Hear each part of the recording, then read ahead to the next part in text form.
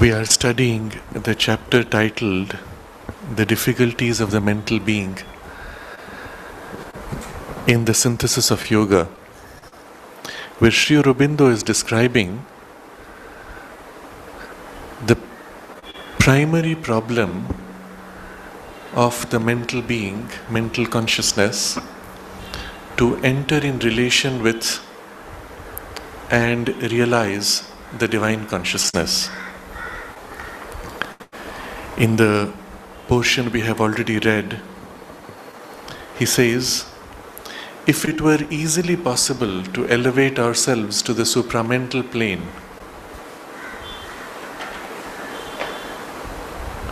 this realization would offer no essential difficulties. But we are, first of all, mental beings, not yet supramental. And it is by mind, through mind, that we have to enter into any higher realization. And yet that consciousness which we are trying to realize is fundamentally contrary to, or appears to be contrary to, the mental consciousness.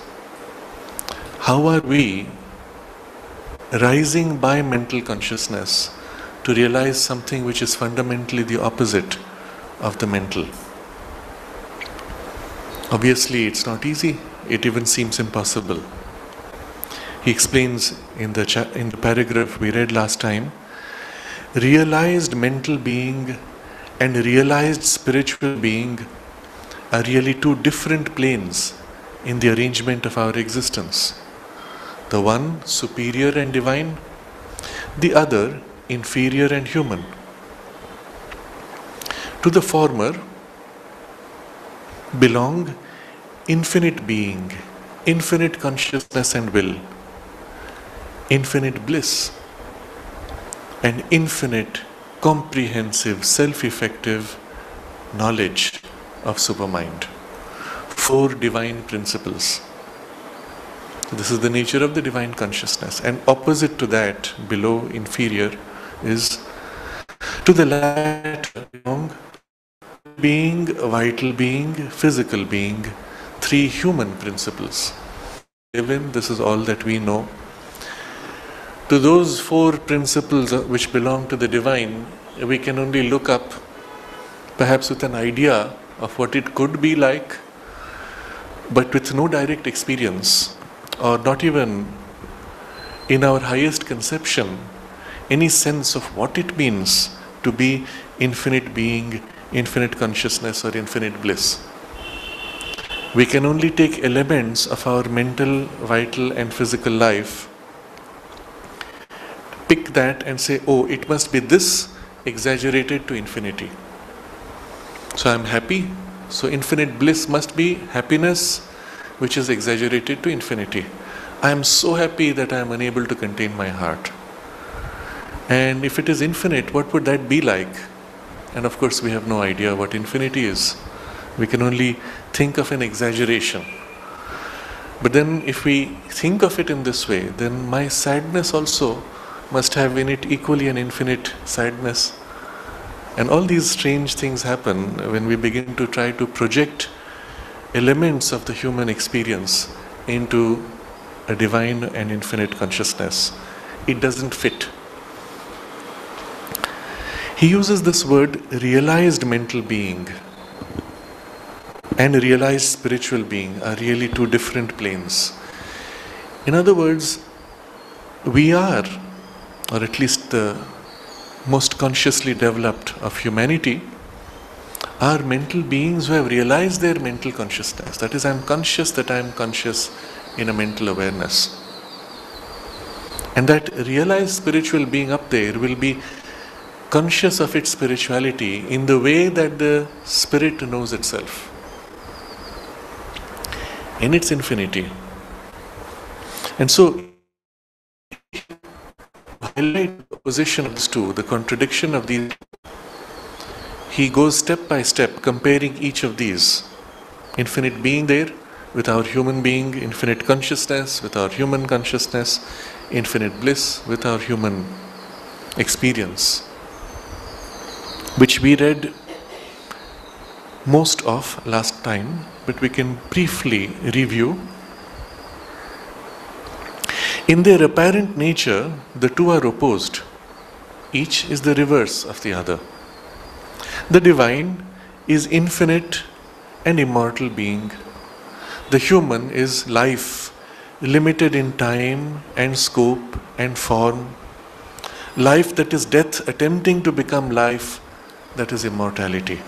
And the full scope of each of these terms he has used, we saw last time.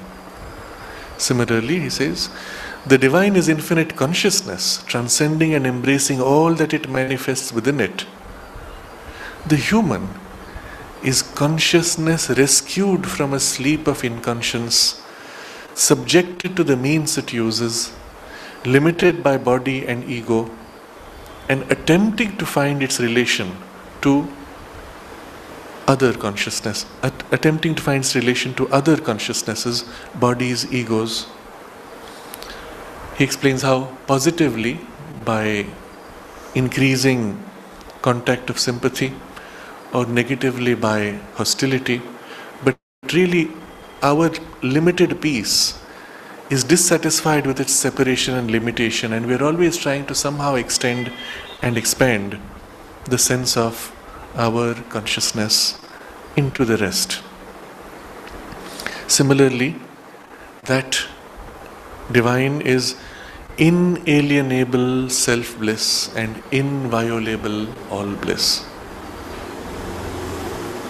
Inalienable self-bliss because its bliss of itself can never be separated from itself. It is its own bliss. The inviolable all bliss is because what it is and what it embraces of the cosmos. There is nothing which can violate or enter into it which is not bliss. Because all is itself, all is bliss. So such a security of bliss. In our human experience, first of all, we do not have bliss. What we have is sensation of mind and body seeking for delight, but finding only pleasure, indifference, and pain. This is our spectrum. On one side you have pleasure, on the other side you have pain, in between there is a passage of somewhat indifference. But if you have one extreme, let's say momentary pleasure, eventually it gets numbed into indifference, or eventually it experiences its opposite, which is pain. You cannot separate one from the other. And there is I who am experiencing my pleasure or pain, or who am indifferent, so that I can be separated even from those experiences. Even what I have, if I am in a pleasurable condition, something can come from outside me which can disbalance and push me to pain. I was so happy this morning, I was so enthusiastic with the work that I was doing and the wonderful things happening until I got that bad news. Until I met somebody who was so miserable that I lost my happiness, or whatever it is. There's always something out there in the universe, not I, whose intrusion can completely mess up my comfort. But of course, through all this, we have no idea of what the bliss is like.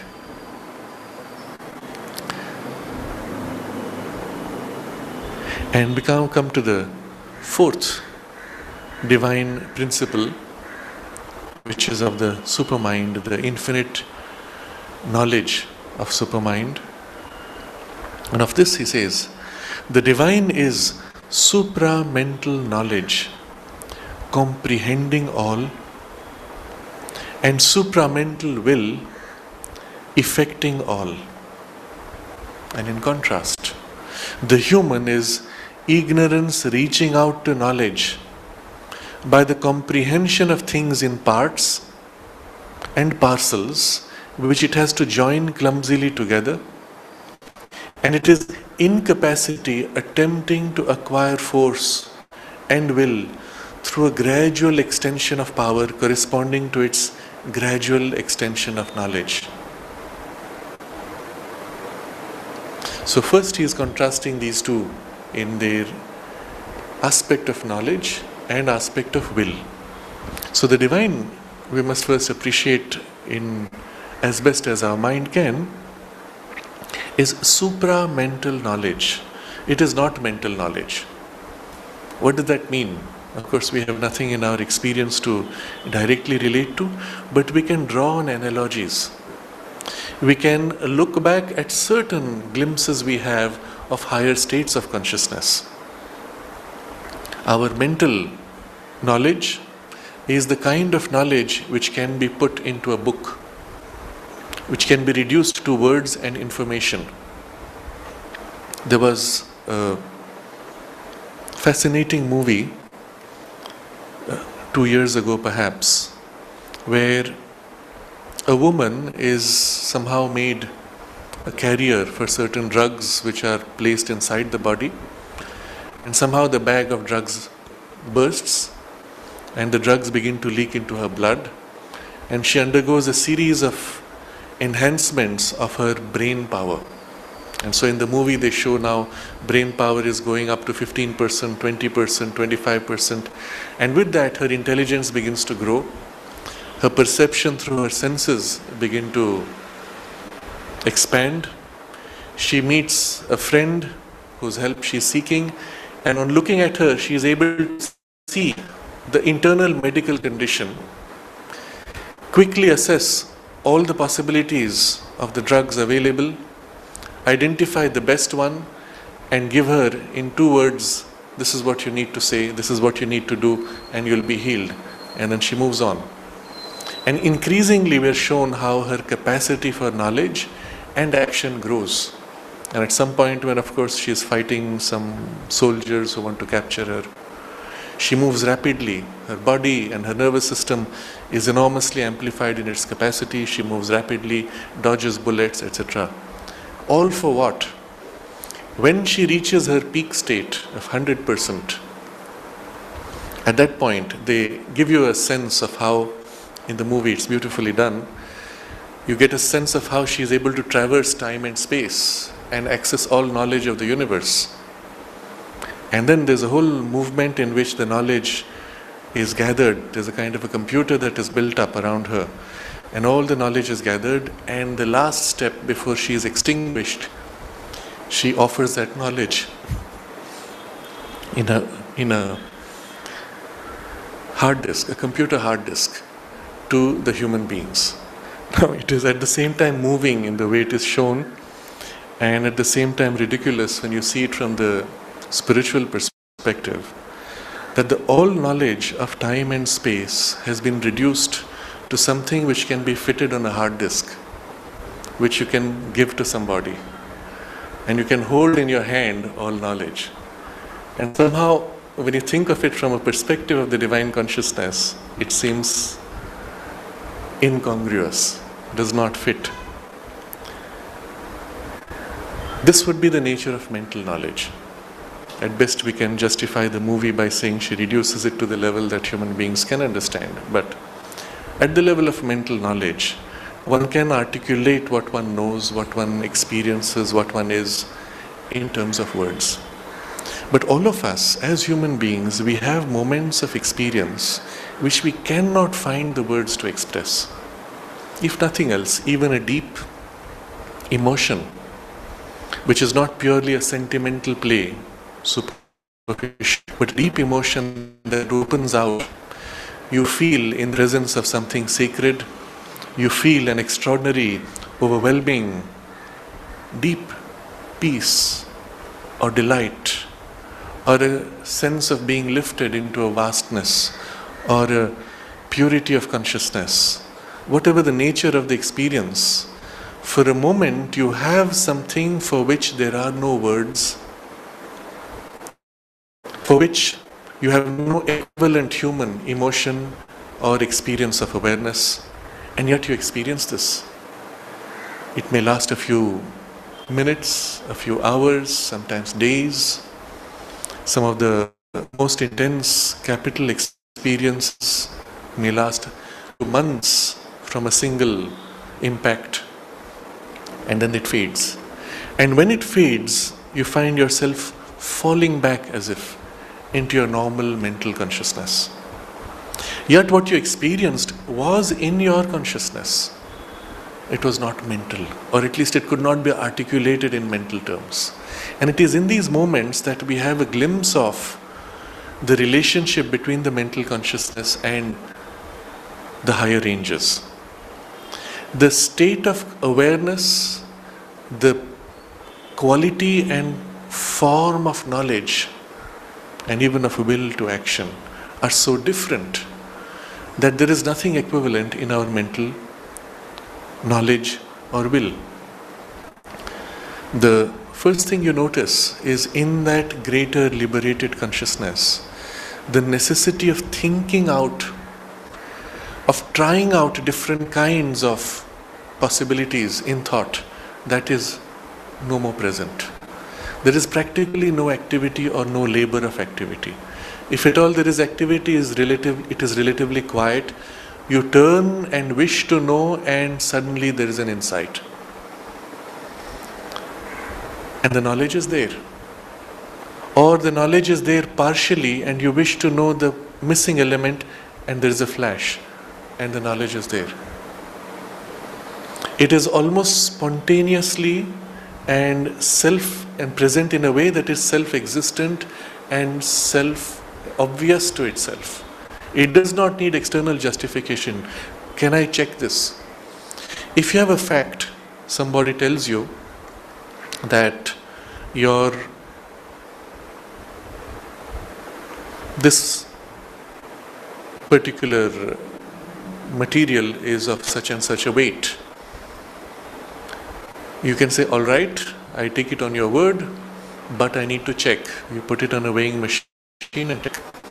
But in the intuitive consciousness, you touch the object, you lift it, and you know exactly what it is. You wish to know what is the condition of something, and you simply turn in awareness, and there, you have it. You do not need even to make a validation by external sensory means to double check, because in the knowledge already the conviction of its certainty is felt, and what it does not know, it knows that it does not know. And so it is error-free, at least in the part that it reveals. And the point being, there is no thinking process. And that state or that perception you will find very difficult to reduce to words. The way the knowledge is held cannot be reduced to simple words. And so that gives us a first glimpse. As you ascend in consciousness, the way consciousness knows itself changes. And this is the very important point in Sri Aurobindo's formulation of the levels of consciousness. In most traditional forms of philosophy, religious or spiritual practice and experience, there is a mental awareness and then there is a spiritual awareness and there is a gap. This can only glimpse that, can never know it entirely. That can only briefly illuminate this, but can never take full possession of this because this is too incapable. And so gap remains. Sri Aurobindo points out that not only there is a divine consciousness, but there's a whole gradation in between of continuum. But the continuum itself involves an ascent of the cognitive power, the power to know, the way we know knowledge, the way we have knowledge, that itself changes with each step of growth. And so as you rise in consciousness, your means of knowledge is also growing and rising. And at the same time, with the knowledge, the means of your exercise of will is also shifting. In the mental consciousness, I reach out to know this. And in between, many levels of translation from my physical senses to my own mind's special biases. And then I reach out to act. I will to do something. But in the divine knowledge, the knowledge growing, becoming more and more identified with what it knows, until it becomes entirely, infinitely, all knowledge in all awareness. That knowledge, as it grows into its completeness, it is what it wills. There is no separate action of knowing and then willing. There are no separate parts which know and which will differently. The knowledge is its own will. What it knows becomes spontaneously, effortlessly. When it acts, when it moves into action, it is with the full awareness of its knowledge, never separated from what it knows and what it is. You contrast this with the human mind's knowledge. I know this, and now I must will myself to follow what I know. The thing which is being led by will is separate from the thing which knows. And therefore there's a whole complication of how to coerce this part of me. The famous phrase, the spirit is willing, but the flesh is weak. I know I must do this, but I have this huge inertia in the part which has to act, which is different from the part which knows. Worse still, as I move into action and I start doing, driving myself, I am already disconnected from knowledge. So inevitably my action does something which is not in tune with my knowledge, and I make a mistake. And so I must step back by the shock of the mistake, reconnect with the knowledge, and then again reflect that into the action and go back and forth. And these two pieces are being fundamentally different parts in us. The two are never synchronized perfectly. In the divine consciousness, it is one single awareness, which is aware because it is one with what it knows, which moves to be what it wants to be, that is its will. And because it is what it knows, there's no separation ever. Its action is perfect, complete, with no gap, no error. So the divine is supramental knowledge, comprehending all, and supramental will, effecting all. So on the scale at which it acts, because it is one with all things, it includes the entire universe and all the levels of the cosmos in itself, as well as things which are not yet manifested. All it knows because it is aware. And as it moves to express, it moves in all things, effecting all. In each tiniest atom, the divine will is moving, supporting, forming, developing its relations with everything else in the universe, because the divine will, focused within the atom, is aware of the whole universe and holds the relationship with the whole universe. A glimpse of this we have through our most deep studies of quantum physics, where we discover a kind of a deep interconnection between particles which are here and particles which are far away. What holds that interconnection? Physically, we cannot understand. But when you look at it from the perspective of the divine knowledge will, which holds from within the whole universe, and that being one, it is aware in all things of all things, and holds the right relationship of all things. This tiny particle here is held in perfect balance of relationship with the whole universe and every particle that exists infinitely, across space and across time. That's the scope of its knowledge, and that's the scope of its will. Now when you briefly in your mind conceive of this with a single particle, there is an overwhelming sense, wow. Now conceive of this happening with every single particle. In each particle, it knows the entire universe and all the particles and the right relation with each across all time. And now when in your mind you begin to act all these things, that's when you begin of the scale and scope and perfect multiplicity of the divine consciousness. And in all these, it is the same one consciousness in each thing. In a single particle, therefore, which you pick out from the dust, you will find the knowledge not only of the whole universe as it is presently, but across time. Because there is the supramental consciousness which holds it all anyway in right relation. It knows. And it moves in response according to this complete knowledge. Therefore, in the universe and in the physical universe, we see all things moving perfectly by what we call laws. Except they are not laws which someone has written compelling. They are the free, spontaneous play of this underlying consciousness, which is the supramental, knowing itself as whole, willing itself freely to move in rhythms perfectly aligned with everything else. Now when the mind consciousness comes into this and looks at it piecemeal, it says, this is in perfect alignment with everything else. That alignment I now describe in a formula that I declare as law. But actually it's the free expression at that moment. Except that moment is in perfect unity with all space and time. And if it chooses to change that relationship, I will see across space and across time the perfect relationships that it now moves into. And I will say, this is now the way the law works across space and time. You see? The concept of a law is a mental construct. Does not exist in the supramental consciousness, where there is only the free, blissful self-expression. But now we get a glimpse of how these two are related. It's a bit on the edge of the mind's capacity, but at least we have the glimpse.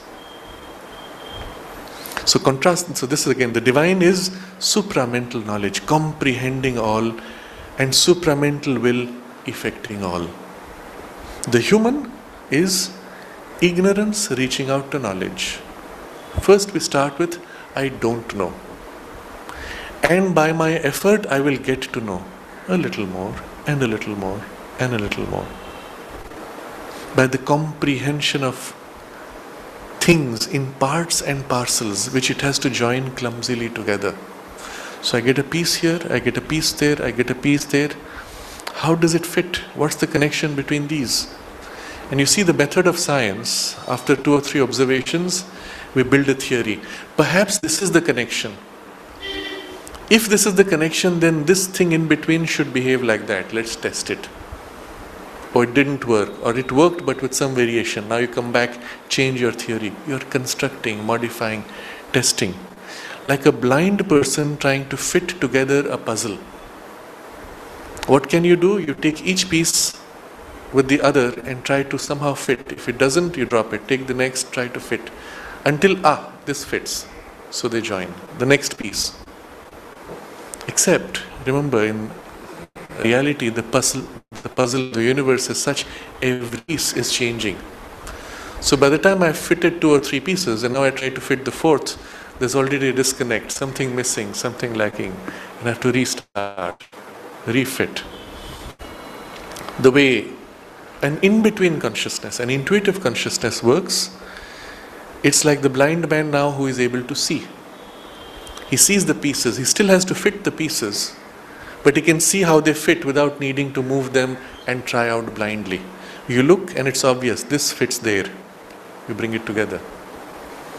But this is still a step towards the divine consciousness. In the divine consciousness, you are one with the puzzle. There is always oneness. It is never fragmented. It's never broken. So, the human is ignorant, seeking out to knowledge, fitting with parcels, and it is incapacity attempting to acquire force and will through a gradual extension of power corresponding to its gradual extension of knowledge. The more I am able to know, the more I am now exercising my capacity to act based on what I know. And it is still gradual extension of power, attempting to acquire force and will, a little more and a little more capacity.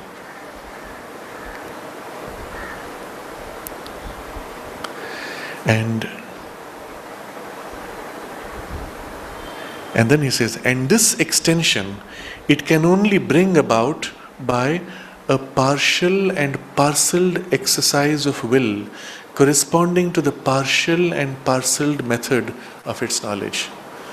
So even when we exercise our will, the will has to be broken up into little pieces. Try this, push there, pull here, get the pieces to be assembled. If you see, this whole description is perfectly encapsulated in the way we organize a project in a normal human exercise. We want to develop this, and it is first described at a very abstract level. Vision statement. And then how will you get to developing it? You make a mission statement. And then you break it down into smaller components. What are the things you need? What are the timelines you set? So you cut up in time, make so many stages. Each of those stages you cut up in space. You cut up in the resources and the energies and finances required. And then you start trying to get those pieces of finance, of money, of energy, of objects, then bring them and fit them together, constructing. Except that by the time you constructed, you realize, oops, we forgot something. And then either you have to go back to the drawing board and rebuild, or you break something and refit, and so on. It's interesting to see in the way this process works. The more perfectly you have conceived something, the more easily it becomes obsolete in time. Because it's perfectly aligned, all the pieces are perfectly in harmony. In time, something changes, new needs appear, and you cannot insert that here. Because to insert it, everything being perfectly aligned, everything will be out of sync. It's a strange thing. If it is clumsily put together, not perfectly aligned, you'll find parts of it are easy to adapt, parts of it are obsolete. It's a very strange thing. You will look, for example, to some of the very old, perfectly made hotels in their day. They do not have facility for internet connections because no one thought about it at that time. So the internet connections came, they had to cut open, put wiring somewhere else. And then of course we went into Wi-Fi. You remove the wires again, change, adapt something. And then we discover that everybody today wants to use mobile phones and they need a charger.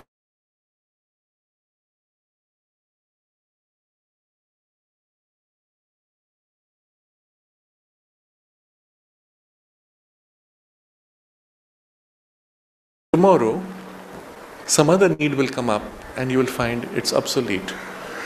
Anything which is rigidly fixed, perfectly created, becomes obsolete faster.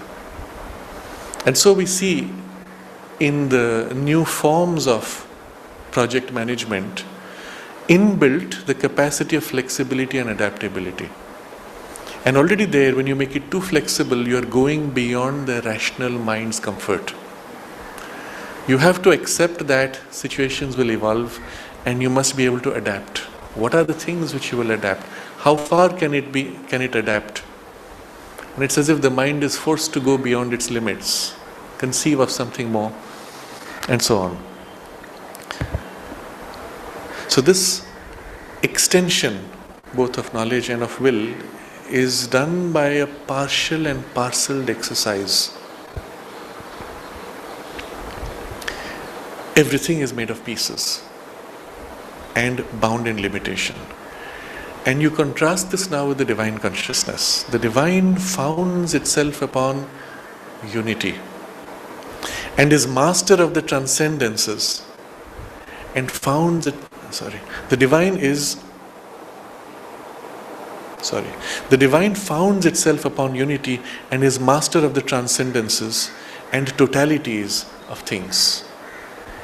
It is the one consciousness that can go beyond all the limitations, all the things you could conceive of, and from there act to include all the possibilities, and including everything in its view, and always in a unity. Nothing is ever fragmented, nothing is ever broken up or out of sync. It is in this way that you will see, if you look at the big picture of human evolution, or generally evolution in nature, you will see that although each step appears to be almost by chance, almost by a random improvement, in the larger picture, it all fits very neatly and beautifully in what we describe as the evolutionary tree. Something started which was a common foundation for everything else that emerged. And as it branched out into multiplicities, varieties of possibilities, everywhere it developed specializations for which an essential part was already held in the beginning.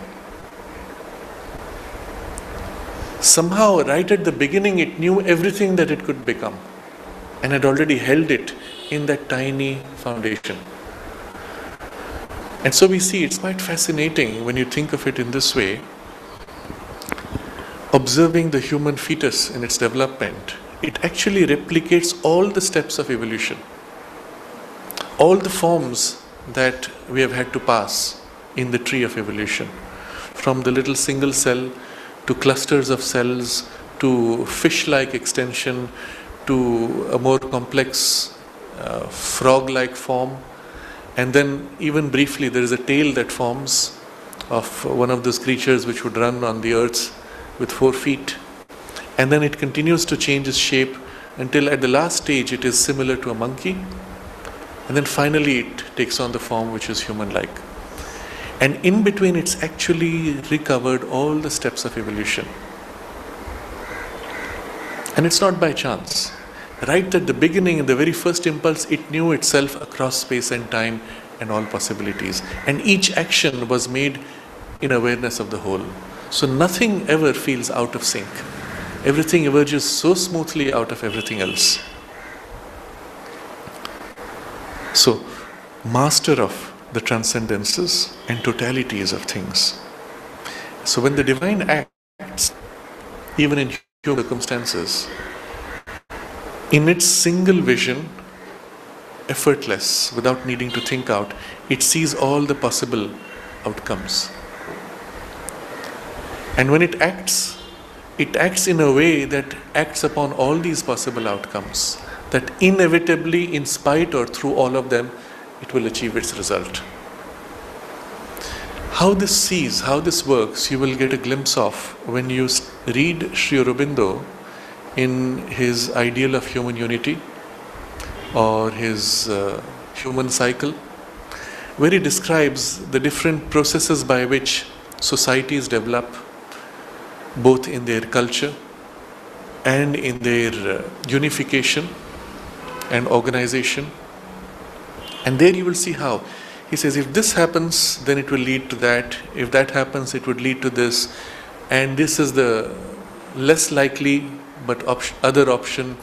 And through each of those, he shows you how it can be brought to the inevitable goal. And it sees this in a single vision, not thinking out. And when it acts, it pushes on all these fronts at the same time. So irrespective of what happens, its outcome is certain. This is the way the supramental consciousness acts. That when it moves, when it wills out something, processes of human consciousness and human limitations, it takes into account every possibility. And its will is working through all those. So whatever you may do to oppose it or to help it, it will still use because it has taken into account and worked with. In fact, you look at it from a different perspective, more from a philosophical perspective, because the supramental consciousness includes every possible view, every possible energy and force. Even what comes to is included, is not other than itself, is included in it, and it uses that to accelerate and speed up its own development. And that is why it is inevitable. In human terms, we may see delays because we are seeing at certain forms. It is seeing the totality, there is no delay. In its perspective, and you will recall this from Sri Aurobindo's thoughts and aphorisms, that from the divine perspective, failure is only God circling around his goal. And why? To make it more perfect, more complete, more rich in its final outcome. But there's no failure in the divine action.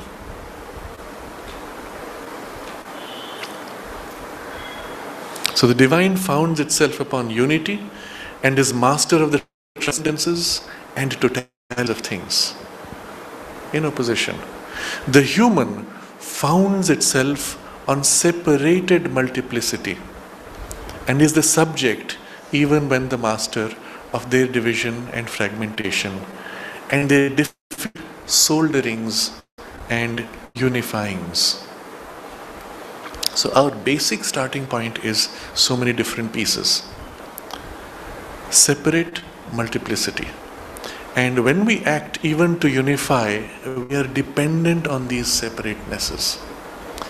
And a very simple level of our experience, when you want to do something, your mind has a certain perspective on it, your desires have a different perspective on it, your body has its own limitation and its perspective on it.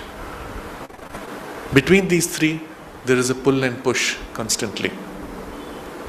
Even when you unify them somehow by force, you are still bound to their separateness. So when it comes, for example, to this particular project that I am working upon, and when there's a problem, my mind approaches the problem differently, my vital being and emotions and desires approach differently, my body with its limitations approaches differently. And so even in finding the solution, I am dependent on harmonizing or somehow synchronizing these three. Generally, more often than not, we let one part of us overrule others until there's a strong reaction and it gets overthrown by something else and so on. And they're difficult, the fragmentations and divisions, and they're difficult solderings and unifyings. How do you bring them together? Unify or solder. So first step is soldering. You know what is soldering? You bring two pieces together and in between you put a material which binds to both, like a glue. But it binds so strongly that the two are held together as if they are one. But if you have a strong stress and the solder is weak enough, it will break exactly where you have soldered it. If there is a strong stress and the solder is stronger than the pieces, it will break somewhere else.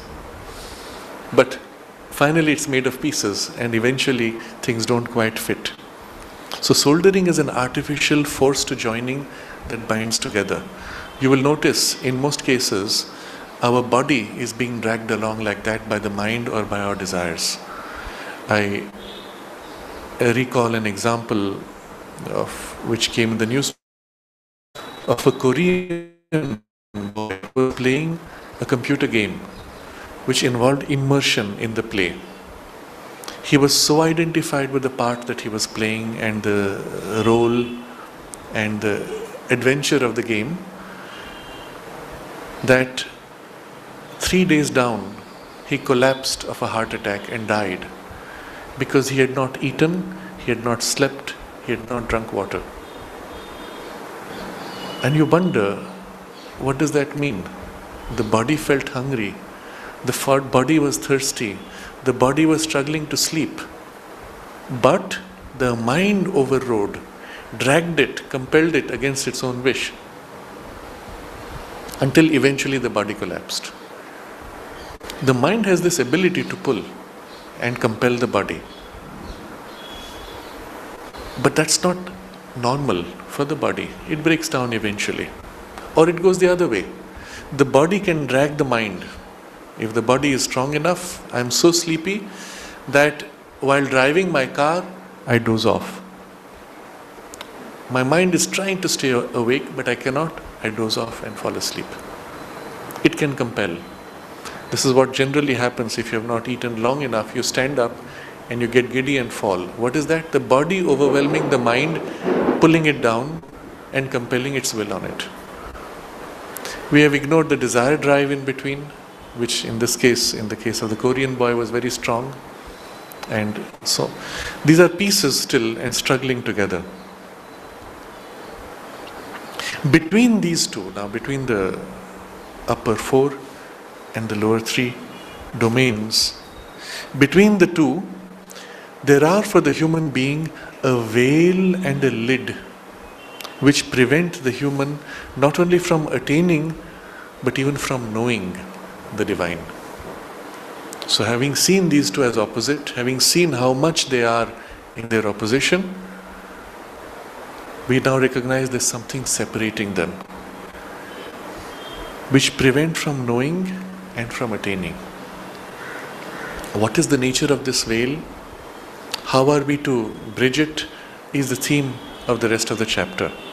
But already he has given us a hint when he writes that in their apparent nature the two are opposed, each in the reverse of the other. The divine and the human, in their apparent nature they are opposed. Apparent nature, as it appears. But in reality there is a deep secret connection. And that will be the basis for the bridging later on. But first we must understand this separating lid and what it does in practice when we attempt to know the divine. This now he takes up in the next paragraph. When therefore the mental being seeks to know the divine, to realize it, to become it, it has first to lift this lid, put by this veil.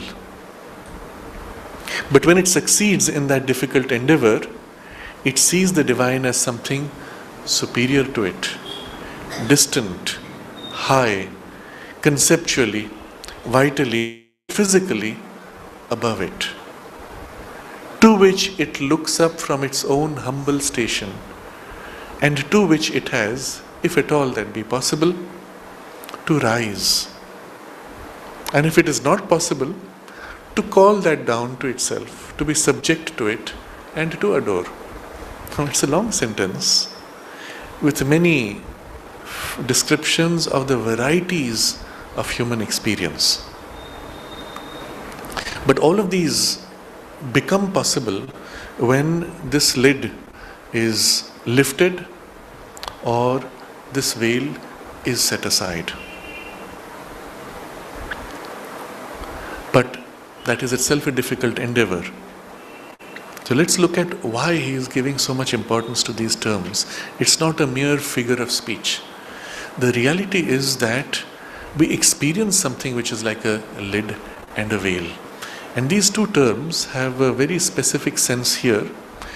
And you will recall perhaps the mother's summary of the whole process of the yoga, where she says something like this. I'm paraphrasing, but something along these lines. There is a lid above the head which separates us from the divine. There is the veil within the heart which separates us from the soul. And the whole yoga is removing this lid and breaking this lid and removing the veil. Now, something like this stated in sum captures the whole movement of the yoga. But the veil here is not used in the same sense as the veil within. The veil here is the veil which prevents us from seeing in knowledge. The lid is what prevents us from rising into identification. And so the mental being, when it seeks the divine, it goes through 3 stages. Seeks to know the divine, to realize it, and to become it. These are 3 degrees of identification. In the first, when you know the divine, it's as if a fine part of your consciousness touches, and now you know it exists, and you know yourself in relation to it. But you don't know it from inside. In the second stage, a larger part of us enters in identification, not just a brief touch, but actually enters and experiences from within. And so we call it a realization. Now I am one with that, but in a part. I am one with that. There is still the I which is not in one with that, which can stay separate and say I am one. And that part may be even a part which is part of the gross body, but something remains always separate from the other part which is in identification. And in the third step, to become it, where the immersion is so complete that at least we are not aware of the parts which are not in immersion. And they may still remain, the body may still be unaware of the divine consciousness, but all of my awareness that I can have is now identified, I become. And the mental being is seeking through these 3 degrees to meet the divine. For that it has to lift this lid, the thing which is preventing us from rising. Now in practice, if you start with your mind awareness and try to push it upwards to the sense of a wider, freer consciousness, you will feel yourself blocked. You can't. That's the sense of the lid, most obviously. And the veil is when you try to see where is the divine, and there's no way you can perceive it.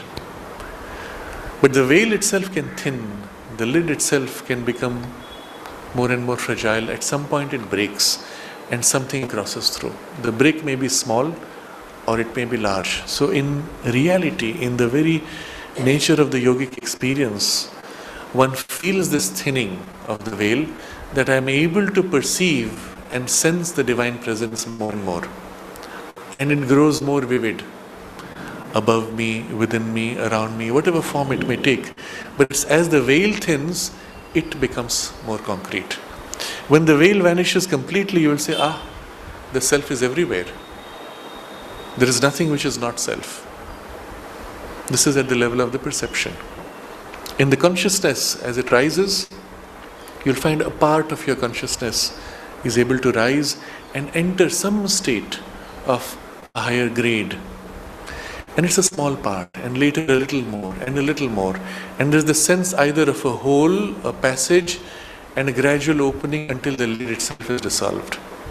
In certain systems, the lid is broken suddenly, and there is the sense of a snapping, a sudden freeing, and the consciousness bursting into its freedom.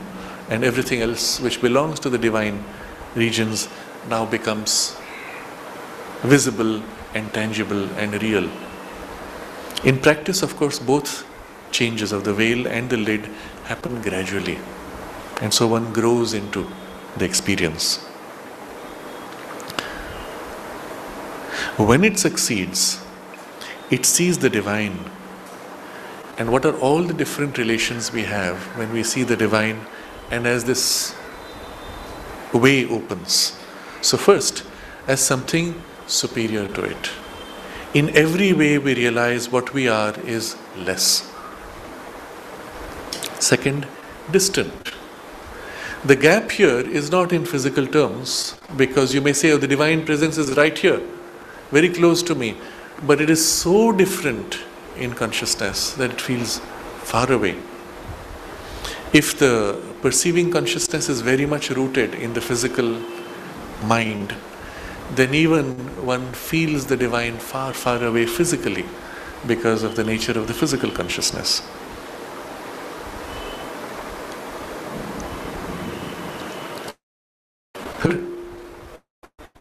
High. And here the sense is of a refinement. What does it mean for us that something is high above? A physical distance, you climb up in a balloon, you still have a sense of something which is high above.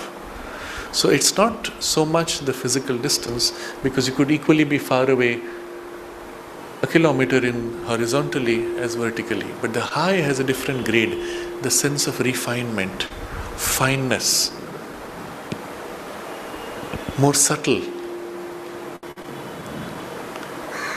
and conceptually, vitally, and even physically above it.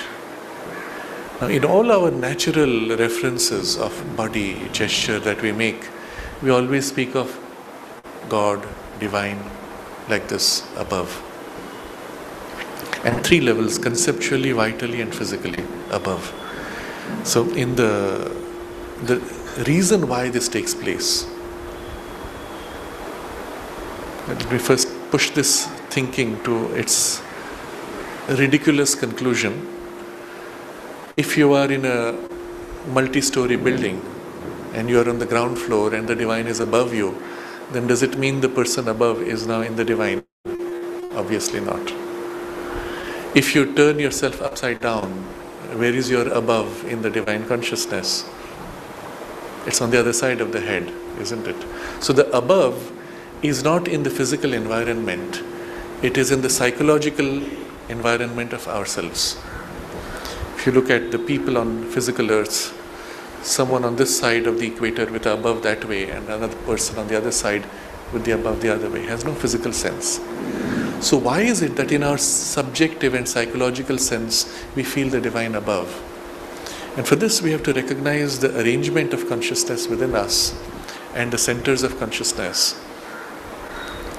That within us the chakras are in sequence, each representing a higher grade of consciousness is in sequence higher along the spine.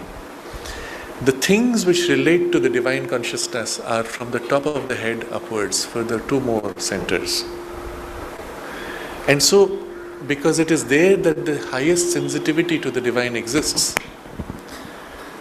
in our experience, we have the center of emotions here because that's the center of the emotional consciousness, the center of thought here, and the center of things above is where we feel the divine consciousness. So in the subtle body, because there is a sequencing vertically, therefore in our subjective experience, always the divine is experienced first above. So conceptually first, in our mind's awareness, a refined thought process is felt to take place above head, top of head or above head. A grosser, cruder, emotional thought is felt dwelling downwards, even up to the chest. Vitally, similarly, our grosser emotions are below, higher emotions at the higher part of the chest, and the most refined turn of our emotions in their idealism moves higher upwards. Kind of an idealism turn its way, becoming almost mental in grade. And the same, of course, physically. When we experience the blessing, it feels as if something is descending in us. And so it originally is situated. So you find 4 different descriptions of the relationship. It is superior, it is distant, it is high, and then it is above, conceptually, vitally, and physically. To which it looks up from its own humble station, and to which, if possible, it has to rise or call down. So first relationship is this, and you look up in a humble state because you are nothing compared to that. It's a very interesting experience described even in various traditions differently. When you first meet the divine, even in human relationship, the Sufi tradition describes how you know you have met your master when in the very meeting you feel yourself less than the dust of the feet in front of the master. And that's when you have recognized, this is the relationship. It's not the same in all traditions. In the integral yoga, perhaps the relationship will be much more of the heart sleeping in joy, in love, in self-giving. But the idea is there is this relationship of something which is so small in relation to the divine, it feels itself humble and turns in humility and even loses all sense of its self-importance. The ego thins in the very first relation, in whatever form it takes. And from which it has to rise, if at all it is possible. Some traditions may say it's not possible, others will say it is possible. Or if it cannot rise, to call that down to itself, to be subject to it and to adore. So you bring it close in the only way you can, which is for it to lean down to whatever degree you are able to subject yourself to it and adore it in whatever form you are able to meet it in limited way. It sees the divine as a superior plane of being, and then it regards it as, and he gives a series of images. Now in all of these, the relationship continues of this humility, of wanting to rise into it or wanting to bring it down. The problem when you try to bring down is necessarily you can only bring down into what? Into the mold of your own receptacle. And if you have fixed, rigid expectations, ideas, preconceptions, then that has to fit into the mold of your preconception. If it does not, what will happen? You will declare, this is not divine. Because I know what divine is, right? If the divine comes and says that, all your morality, all your ethics is meaningless, throw it all out. This is not divine. This is dangerous. This is even asuric. You are teaching me wrong divinity, wrong spirituality, and you reject it. You have to somehow have the divine fit into your conception. Then only you will accept. And so the divine does. He accepts to fit into your mold. And then from within your mold, nudges, pushes, makes a little more plastic, elastic, and then broadens you. And so inevitably in our journey, when we look back, we say, 20 years ago I was so narrow, so rigid in my ideas. Now I'm much more understanding, much more generous, and so on. Eventually, of course, you break all those molds. You have to know it as it knows itself. And for that there has to be a rising. So, when it sees this, what is the relationship that it sets? How does it experience that? And he is now describing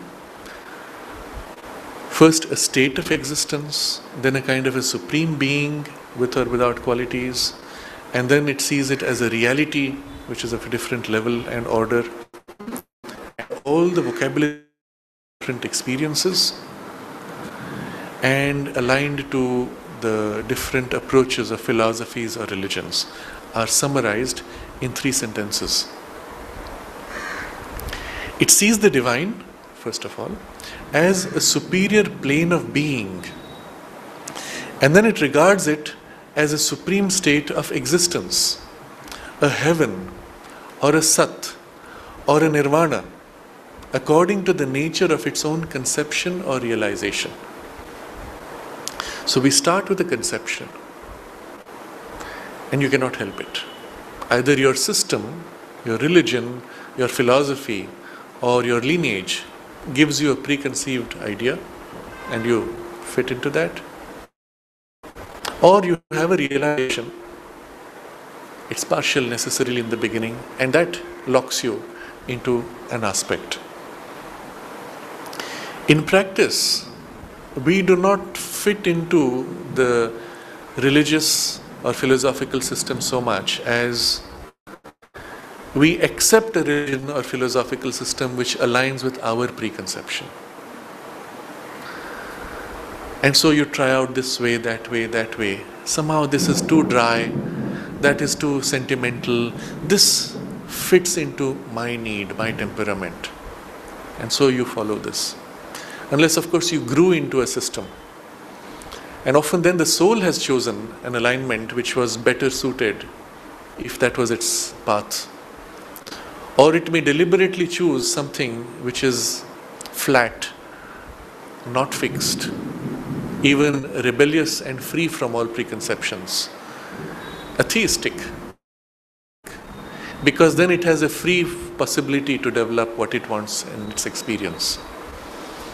And the mother makes this passing comment that she was in a Jewish family, her mother was agnostic.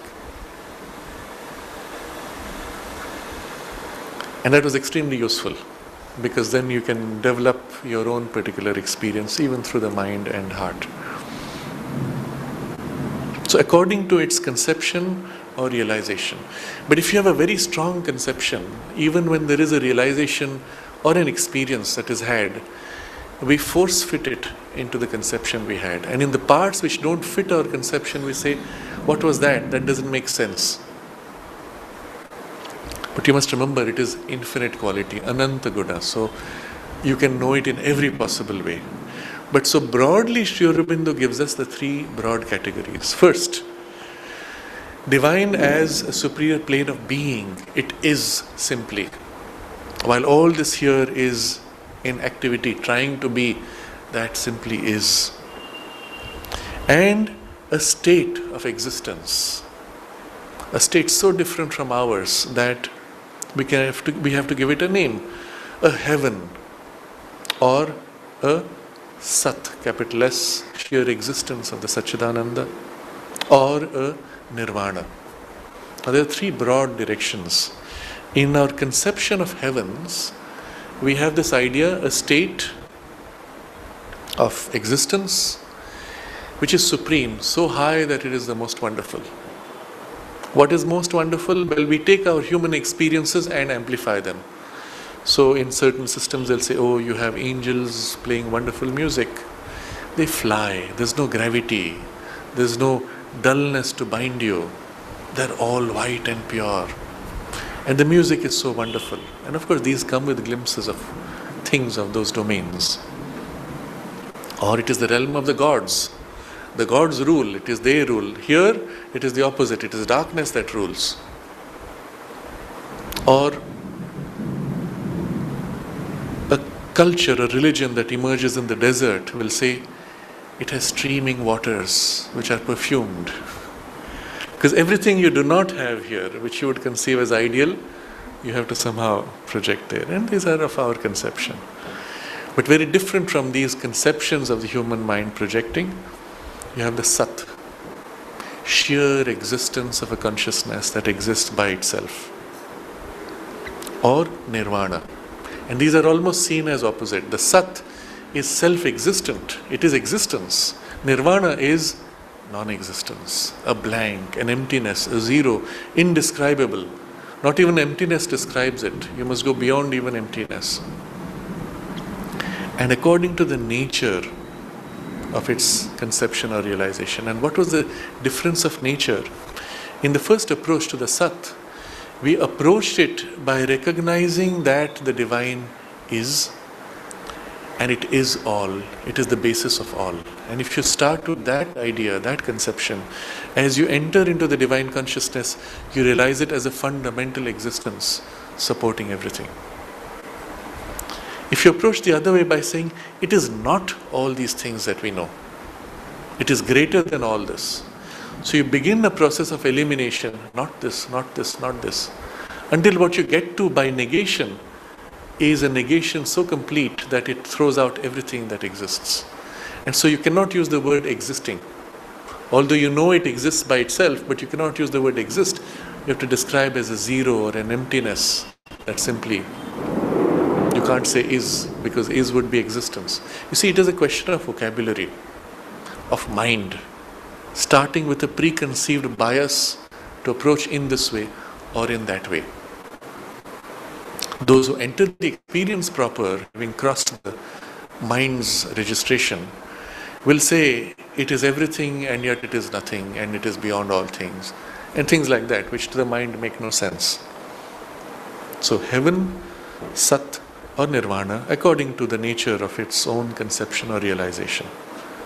This is one category, where it is a plane, a being, a state of existence, abstract, impersonal to our experience of the senses.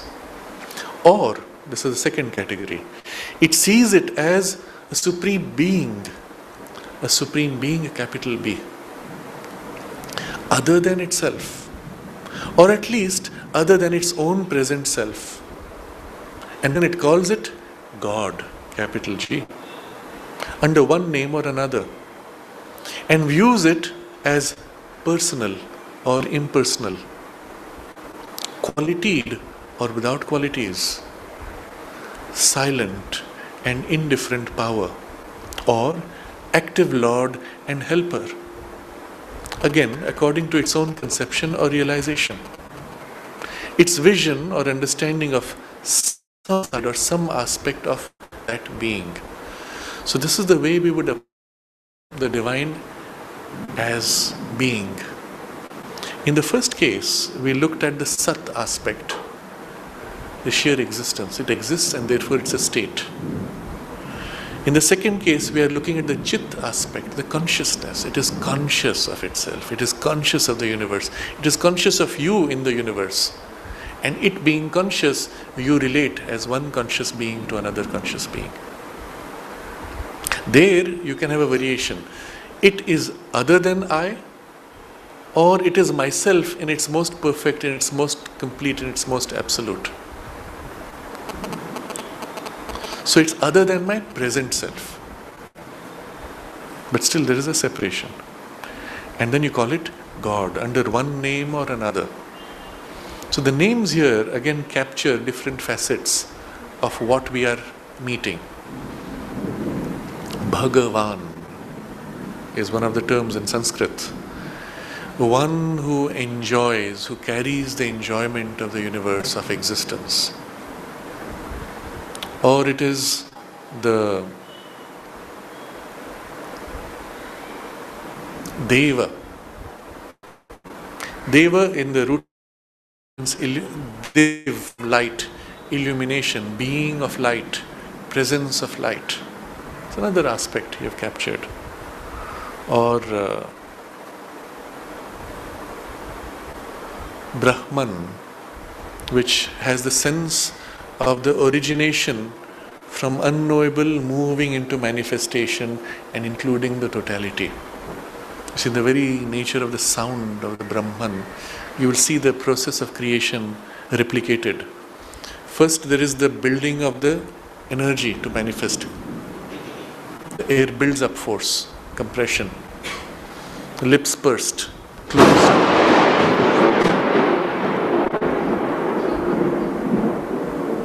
Lips pursed before it can explode. So it holds, builds, and then moves to manifest. And as it moves out into rhythms. Brr, brr. Effortless expansion. Is the expansion. And then the force spreading into the expansion. Brah. So just in that first movement, brah, you have the whole movement and the dissipation that takes place in the ha. And then the division of consciousness in the man. The ma is the formation of the mind, the mana, and divided consciousness.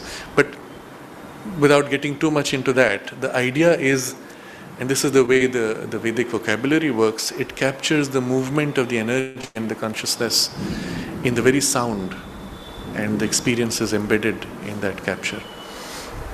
And so Brahman, that which bursts out to become all. And so we have different terms. Give me another, which is another Devasara, another name in Sanskrit. We have another term which is describing the immanence of the divine. I forget the Sanskrit word now, but the sense of it. Another term we use, Ishvara, Lord, highlighting the aspect of the divine who is inhabiting the universe and enjoys it as his possession. And he is the Lord towards which everything turns, upon which everything is dependent, and which everything serves knowingly or unknowingly. That takes another word, Isha or Ishvara.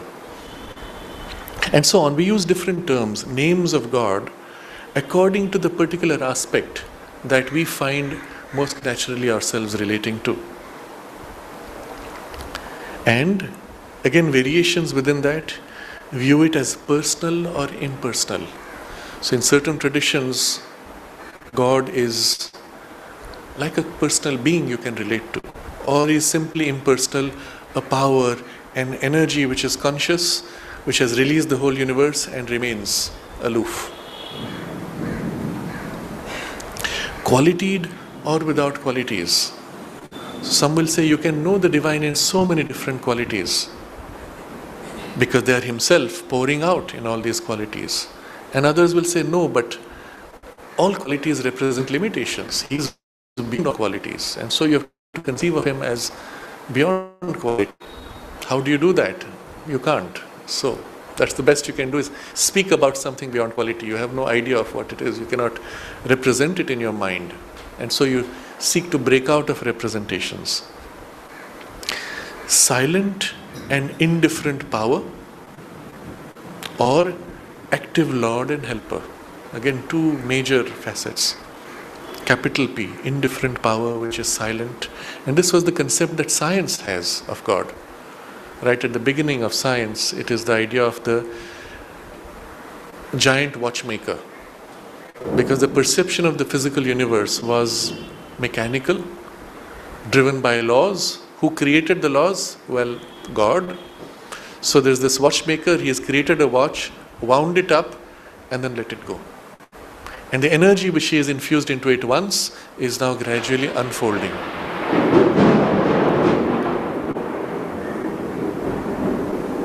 And so mechanically the universe goes on. He watches impassively or not. Indifferent power, or active Lord and Helper, again with a capital L and H. So the relationship is the divine is constantly there, helping. You call, he helps. Even if you don't call, he helps, and he intervenes. As Lord, he rules. As helper, he intervenes to help you to grow to what? Well, to know him better, because that's the relationship. Again, according to our own conception or realization, it's vision or understanding of some side or some aspect of that being. All of these are included in the divine and in the relationship. But to the human mind, to include all these at the same time is not possible, because many of these are contradictory. He cannot be at the same time indifferent power as well as active helper. Doesn't make sense, right? Because that's the way our mind works. Our mind cuts up things into opposites. The divine is at the same time everything. A part of the divine consciousness supports with indifference, another part reaches out with the most extreme and intense love and self-giving and care at the same time. So to the mind, that appears like two different things. In the experience of the human emotion equally, I cannot feel affection and feel indifference at the same time. That doesn't work. What I can feel is, in my heart I feel affection, in my mind I feel indifference. Two different parts. But I cannot know what it's like to feel indifference and affection at the same time. That's not possible in human terms. But in the divine consciousness, which is one, indivisible, is at the same time within all things, and at the same time supporting all things, and at the same time beyond all things. All these are possible in different statuses of its being. When within all things it is intimately close, supporting, helping and pushing forward from within each atom. And if it did not support even for a moment, the atom would collapse and the whole universe would collapse. And so it is intimately close, supporting and pushing. At the same time, it is also supporting from behind the whole universe in general. Because it is one indivisible, it has its multiple poises. And there you will say, the divine is like this watchmaker. He makes, he supports, he keeps it going, but from a distance. And then a poise which is transcending, he is so distant that you cannot even know him. He is beyond time, beyond space. And unless you can get beyond time and space, you can never know him. All you can know of him is the messages that come from him through his messengers, through his special emissaries. And so you focus on the messengers, the intermediaries who go back and forth. And that becomes the basis of a whole religious approach. But the reality is that same transcendent is immanent and is the support in everything at all moments. And so a third relationship that we set, or it sees it as a supreme reality of which its own imperfect being is a reflection, or from which it has become detached. And then it calls it self or Brahman and qualifies it variously, always according to its own conception or realization: existence, non-existence, Tao, nihil, force, unknowable. So this third category is one in which you accept self, and that in a kind of a continuity in which somehow an artificial separation or gap has appeared. It is the reality which includes everything beyond the universe, in the universe and ourselves. We being part of the reality, we are a part of it, however separated we may feel. Not only we are a part of it, everything in the universe is a part of it. And the whole focus is that it is not something unreal, it is not something far away. It is including all this, although in its nature it may feel far away. And so a supreme reality of which our imperfect being is a reflection, or from which it has become detached. And so even the whole physical universe is like a reflection of that which is more real, or in relation the only real, and this almost like or a dream or a falsehood. All these variations exist. But even the falsehood would be, at best you can say, a part of the whole, or a skin on the surface of the reality.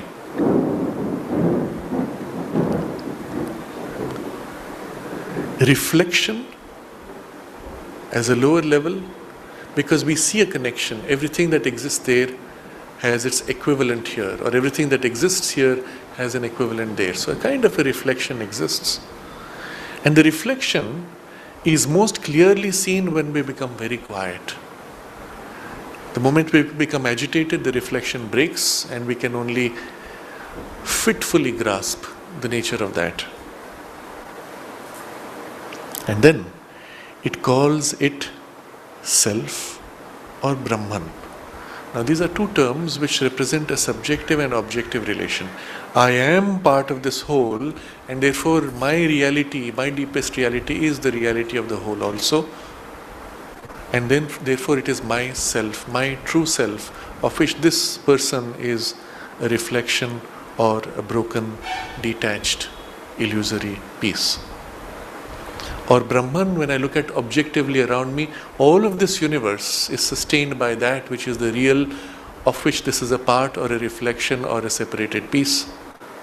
And so it is Brahman, the one that is all. And then, having taken these two broad approaches, it qualifies it variously according to its conception and realization. And these are all now qualitative variations. Existence, capital E, that which is simply. In the biblical tradition, when Moses asks, "Who are you?" "I am that I am." Or the Buddhist approach, non-existence. It is the emptiness. Or the Chinese vocabulary, Tao. The Tao is very interestingly described in the Chinese texts. Thus, I'm paraphrasing from the Tao Te Chi, I think. It goes something like this. That of which you can speak is not Tao. Okay.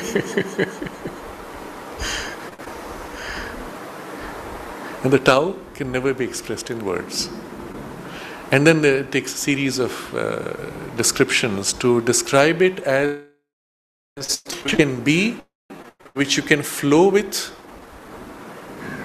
but you can never articulate and know in mental terms. It doesn't use that vocabulary, but when you can speak of it, you do not have it.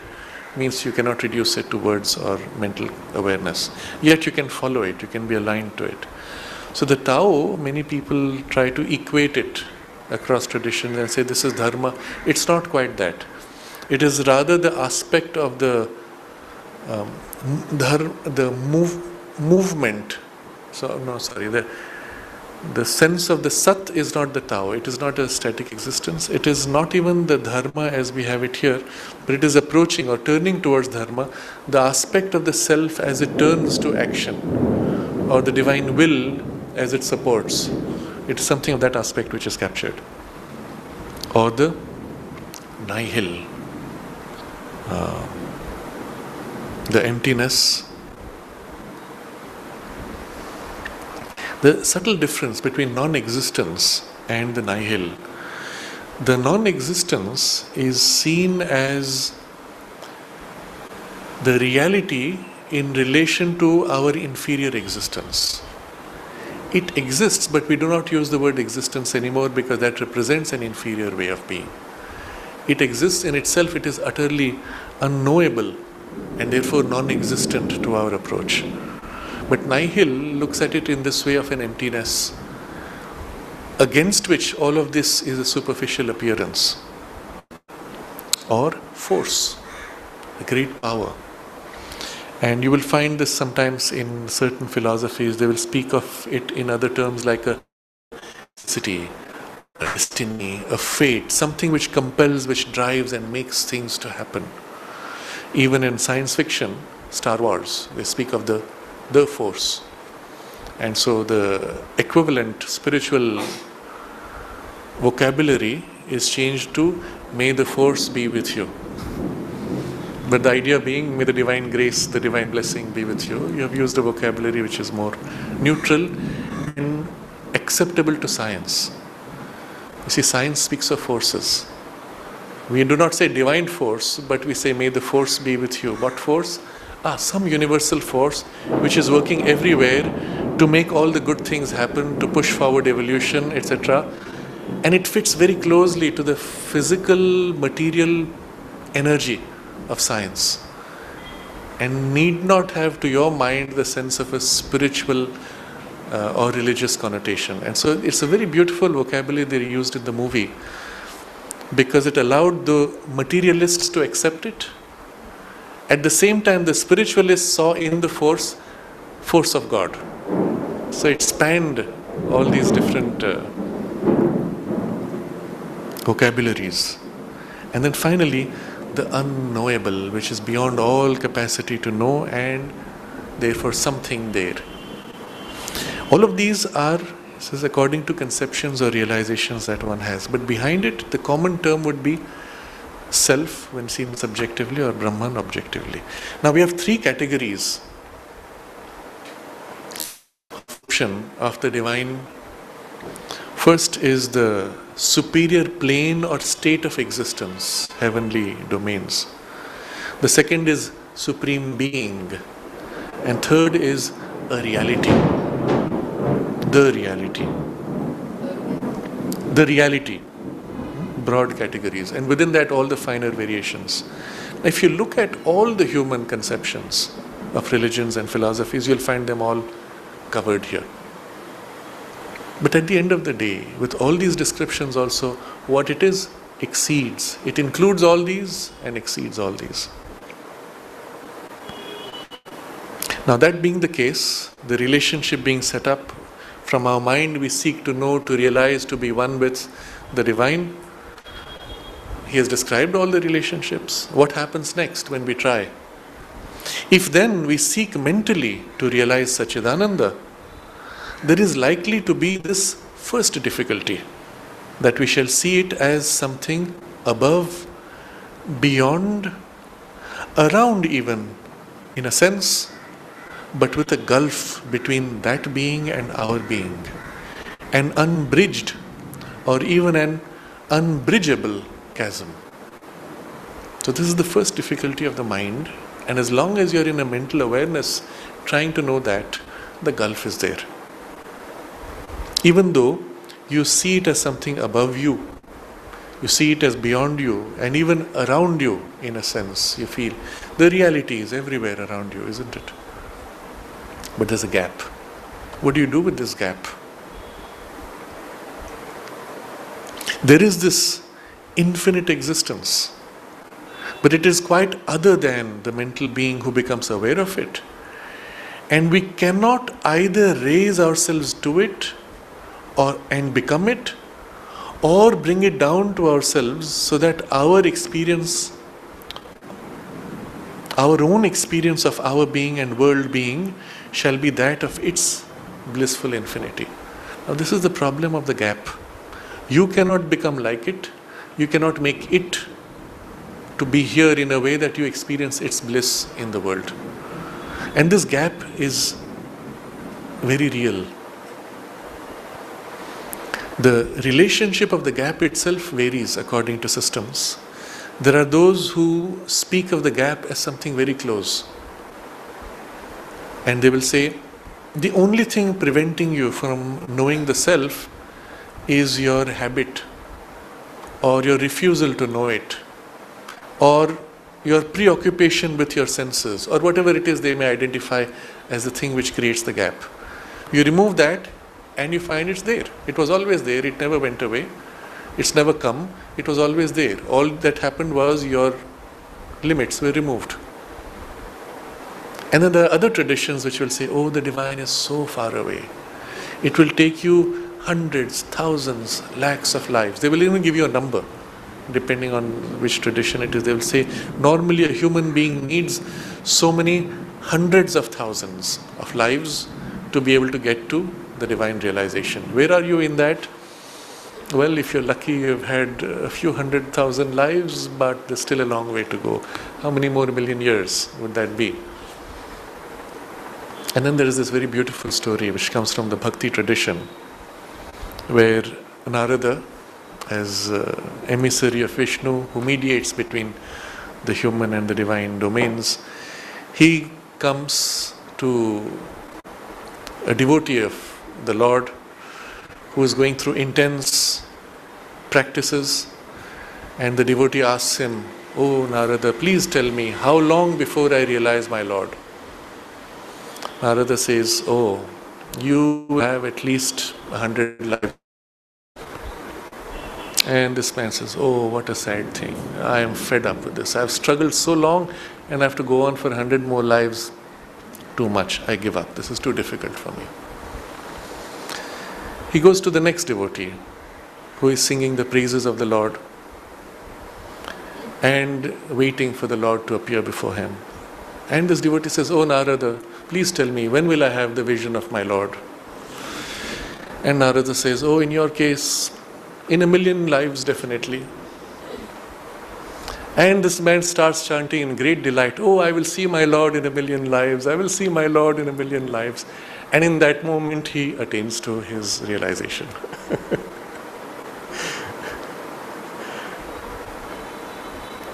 Of course, the story is in the Bhakti tradition, so they want to demonstrate the greater power of Bhakti.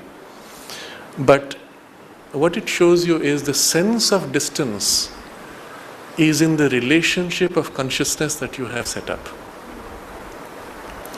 If for you the divine is something far away that you have to attain through a series of efforts, of steps, of denials, of sufferings and struggles, it is a great journey and a long journey. If in your conception the divine is intimately close, then your relationship with him becomes intimate, and in the intimacy of relationship the connection and the realization is had. And this was the joy of the devotee when he said, "Oh, I will know my Lord, I will see my Lord," and he gives himself in joy, and the experience, realization is there. And this makes a huge difference. Sri Aurobindo, when he deliberately breaks all our wrong conceptions of the illusoriness of the world, he brings with it also this sense of the closeness. Where is the divine? Right here. And in everything, in ourselves. Not only the divine is in us, his power, his energy flowing to form the universe is an intimate part. It is the substance of our mind, life and body. And so the mediating link of the Divine Mother as Shakti and power of the Lord is the link which brings him close to the world and to us intimately. The screen of ignorance is what separates. There's this question which somebody asks the mother in the playground. Mother, I'm summarizing, not exact words, but something like this. Mother, he says, why does the divine make it so difficult for us to realize him? And mother gives a very sharp, cutting answer. She says, since everything in the universe is an expression of the divine, and since we are ourselves an expression of the divine, your question has no meaning. She doesn't see, to say that, well, he makes it difficult because, would be to accept that he makes it difficult. No, he's not making it difficult. And to say that he's not making it difficult, then the fellow says, well, why is it so difficult then? She says, your question has no meaning, because the reality is that everything is an expression of the divine. And when you start looking at the universe in this way, when you start relating to yourself in this way, and especially when you bring in the presence of the Divine Mother as energy of the Lord, power of the Lord, consciousness of the Lord, knowledge and bliss of the Lord, who is right here and forming us and leading our journey, and you give yourself to her, put yourself in her hands, who is not far away, who is the very intimate substance of our being, and you give yourself to her and she carries you, then the whole relationship is so different, and it becomes that of a child and its mother, and the reliance on its mother, which is utterly trusting. And that's when the nature of the personal effort also undergoes a change. You still make an effort, but the nature of the effort is completely different. And the journey also therefore can become completely different. And so comes another interesting letter that somebody writes to Sri Aurobindo, which now reveals the nature of the journey. The person writes to Sri Aurobindo and says, so-and-so X in the ashram told me that if you surrender yourself entirely to the mother, then she will transform you instantly. Is it true? And Sri Aurobindo says, yes, it's true, if you surrender yourself completely. Very interesting. If you can make that complete surrender right now, the Divine Shakti can remold and reshape and divinize you instantly. That's how close it is. Since you cannot make the complete surrender right now, you can make a partial surrender now. Well, in that partial part of your surrender, she begins to remold you. And progressively, as you're able to make a greater, more and more complete surrender, her action grows in you rapidly, helping you even to make the surrender. And so the whole nature of the path changes completely. And how close is it? As close as that. You see, the sense of time and distance and struggle, etc., all of those vanish. And the path itself can then become one of growing from joy of closeness to greater joy of greater closeness. The intimacy of the contact to greater intimacy of a deeper contact. And that would be what Sri Aurobindo and the mother refer to as the sunlit path.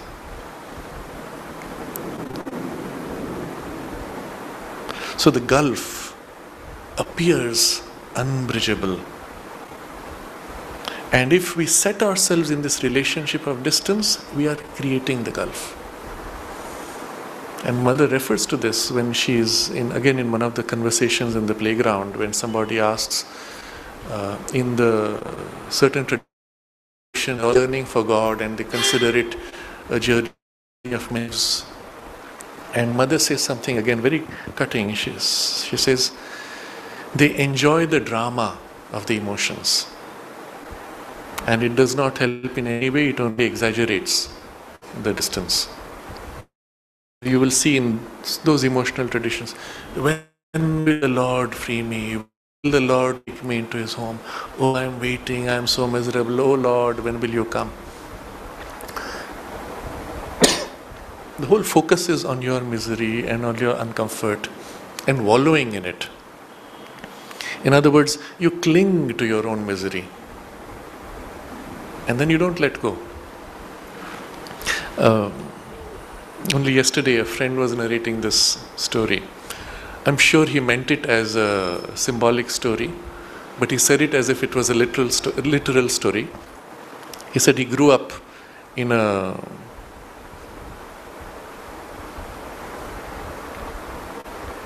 I don't remember what word he used, a kind of a spiritual community, where there was this old man who was lying in his bed and who said to him, I have not seen the bright sunlight for many months. Can you please take me out so that I can look at the sun?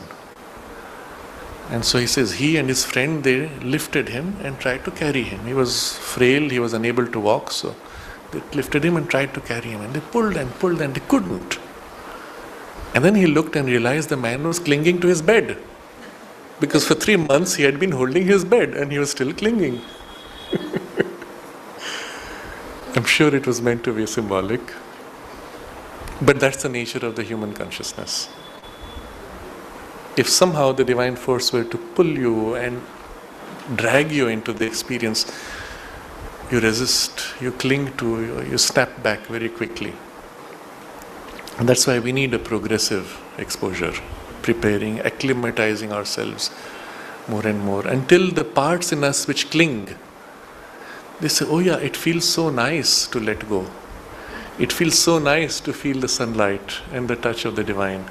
And yes, I want more of it. And still they don't let go. But I want. And gradually they are taught to. That's the only thing which is separating. That's the only reason for the gulf. But right now we come back to the text. And in the text we are describing the experience of the human mind turning to the divine and feeling this gap of the something so different, almost opposite in its working. There is this infinite existence, but it is quite other than the mental being who becomes aware of it. And we cannot either raise ourselves to it and become it, or bring it down to ourselves so that our own experience of our being and world being shall be that of its blissful infinity. We're not able to either rise or bring it into us. There is this great, boundless, unconditioned consciousness and force, but our consciousness and force stands apart from it, and even if within it, limited, petty, discouraged, disgusted with itself and the world, but unable to participate in the higher thing which it has seen. So the first was the difference in existence, our small existence versus that infinite existence. The second is the difference in consciousness, which is unconditioned, and we are conditioned and limited. And the third, there is this immeasurable and unstained bliss you glimpse. But our own being remains the sport of a lower nature of pleasure and pain and dull neutral sensation, incapable of its divine delight. And then the fourth thing, there is this perfect knowledge and will, but our own remains always the mental deformed knowledge and limping will, incapable of sharing in or even being in tune with that nature of Godhead. Or else, as long as we live purely in an ecstatic contemplation of that vision, we are delivered from ourselves. So you are somehow in that special state, you are free. But the moment we again turn our consciousness upon our own being, we fall away from it and it disappears or becomes remote and intangible. This is so common. We're lifted up, beautiful experience, we fall back and that's gone. The divinity leaves us. The vision vanishes. We are back again in the pettiness of our mortal existence. Somehow, this chasm has to be bridged. Now, having described the chasm in so much detail, the rest of the chapter is describing how we are to bridge it. And that we will take up next time. But just as a completion of this discussion of what happens when that goes away. There was the experience narrated by one of the disciples in the ashram. She was given by the mother a special experience of living immersed in the sense of the divine presence. It lasted for 1 full year. Everything she was doing, breathing, eating, living, was felt with the constant presence, closeness of the divine. And after 1 year it faded out. And so she was miserable. She went to the mother and said that this has faded out. And the mother said to her only, "It has not gone, it has only receded in the background." So this helps us to understand when we are given an experience like that, obviously only a part of our consciousness is registering it. There are other parts which don't. And if we do not make effort to bring it all the way into those parts, then at some point, for those parts to now wake up and develop their relationship, this needs to be as if taken behind the veil. And these parts which are not active or unable to relate to are now made to face. Having experienced it for so long, they now long for it, they crave, I want to, and they start making an effort and they prepare themselves if such preparation is made. But this is inevitable in the nature of the sadhana, that the experience comes to show you what it's like, but registered primarily in the part most receptive while other parts are quiescent. Either it withdraws, having given you this, and because you can't bear it too much, or because other parts get agitated after a while, and so the agitation screens and it seems to withdraw. But either way, what is now necessary is a preparation of receptivity and an opening by dwelling, by remembrance, or by other means. It's never really gone because it was always there. It only awakened to you and it went behind the screen again. But it was never gone, it was always there. And it is in this way that we have to approach. I think we can pause here. If there are any questions or comments, we can take them up.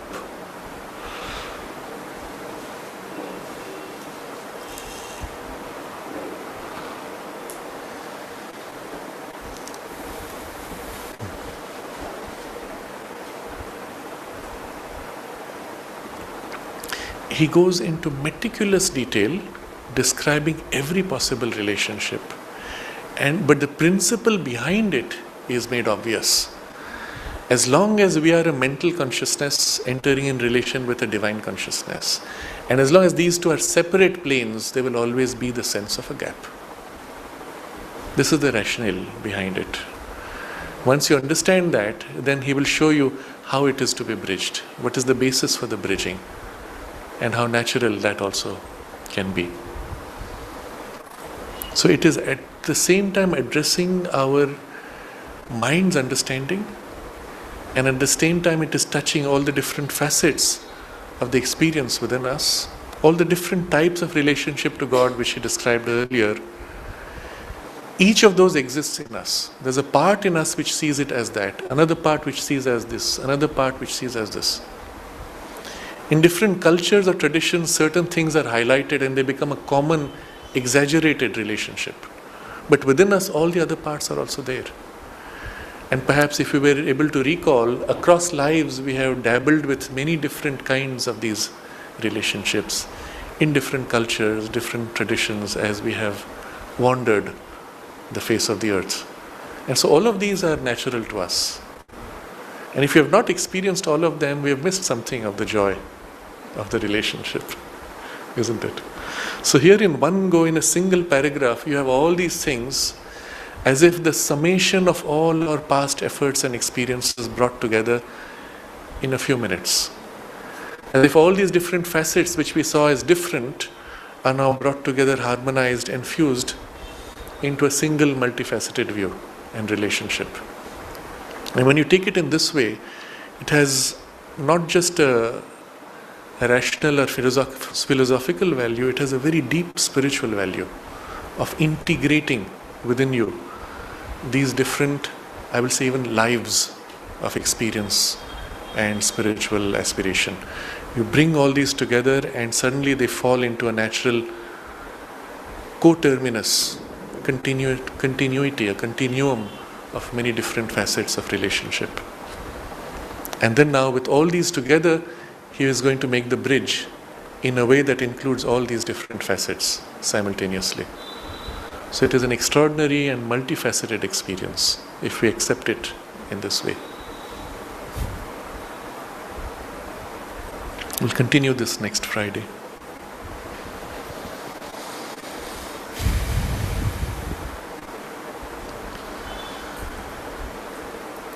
Oh.